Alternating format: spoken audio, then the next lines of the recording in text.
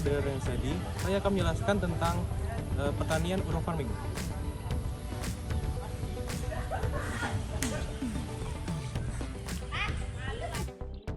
Salah satu contoh urban farming adalah hidroponik. Hidroponik adalah metode bercocok tanam di daerah perkotaan dengan memanfaatkan sistem hidroponik.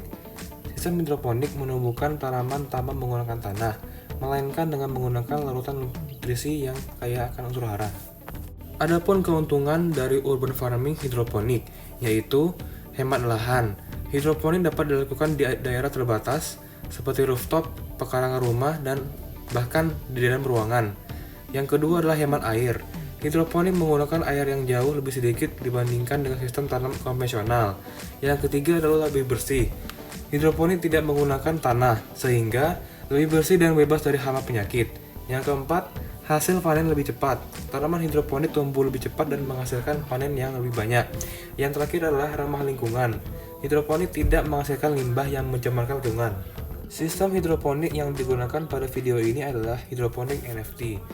Hidroponik NFT adalah salah satu sistem hidroponik yang populer dan banyak digunakan.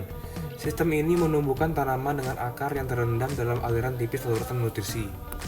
Adapun komponen dari sistem NFT adalah pipa yang digunakan untuk mengalirkan larutan nutrisi. Yang kedua adalah netpot yang digunakan untuk menampung tanaman dan kokopit. Yang ketiga adalah kokopit yang digunakan sebagai media tanam. Yang keempat larutan nutrisi yang mengandung air, oksigen, dan unsur hara yang dibutuhkan tanaman. Yang kelima adalah pompa air digunakan untuk mengalirkan larutan nutrisi. Yang keenam adalah reservoir yang digunakan untuk menampung larutan nutrisi. Makan film ya?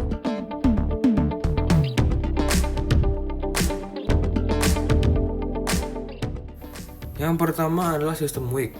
Sistem wick merupakan cara menanam hidroponik sederhana yang cocok untuk pemula. Sistem hidroponik ini dikenal sebagai sistem pasif, sebab tidak ada bagian yang bergerak. Larutan nutrisi ditarik ke media tanam dengan bantuan sumbu. Biasanya sumbu yang digunakan berasal dari kain flanel atau bahan lain yang mudah menyerap air. Untuk menanam tanaman dengan sistem ini, bisa menggunakan media tanam hidroponik seperti rock wool, perlite, vermiculite, kerikil, hidroton, arang sekan, dan kokopit. Sistem wick memiliki kelebihan dan kekurangan. Kelebihan dari sistem wick adalah sederhana, mudah dibuat dan dipelihara. Yang kedua adalah hemat biaya, peralatan yang dibutuhkan relatif murah dan mudah didapat.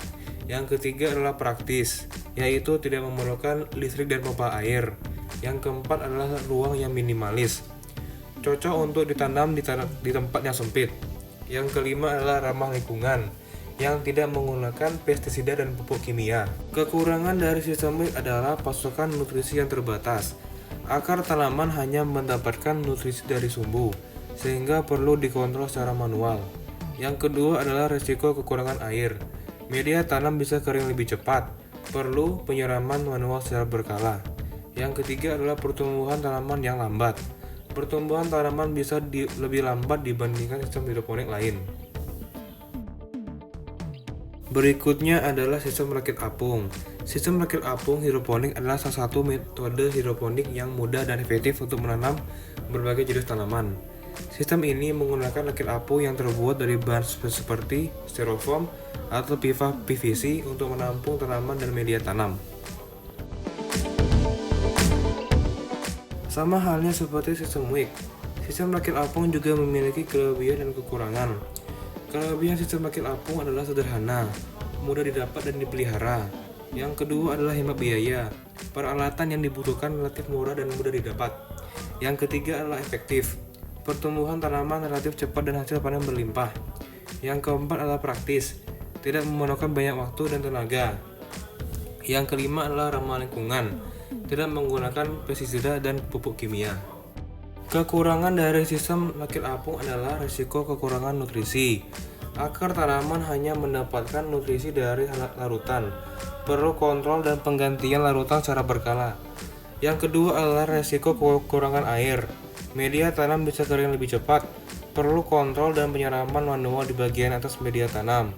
Yang ketiga adalah risiko gangguan pompa. Pompa air bisa mengalami kerusakan dan mengganggu aliran nutrisi. Baik, sekian penjelasan saya mengenai urban farming. Wassalamualaikum warahmatullahi wabarakatuh.